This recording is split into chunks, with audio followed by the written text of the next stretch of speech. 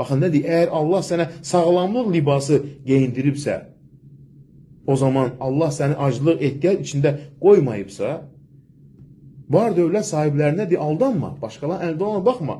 Çünki zamanla hər şey dəyişir. Bir gün əldə olan, bir gün əldə olmaya bilər.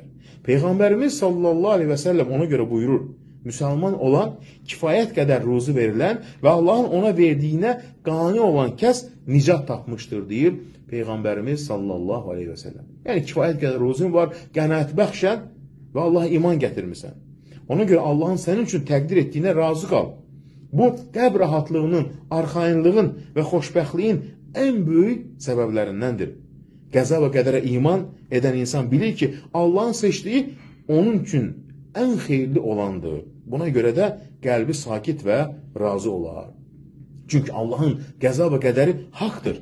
Mömin Allahın onun üçün təqdir etdiyinə razı olar və bilir ki, başına gələn şey ondan yan keçə bilməzdi. Yan keçən isə ona çatmazdı. Hər şey Allahın tərəfindən göylər və yer yaradılmamışdan əvvəl yazılmışdır.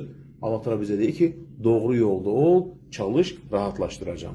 Baxın, Allah Teala buyurur Hədid surəsi 22-ci ayədə.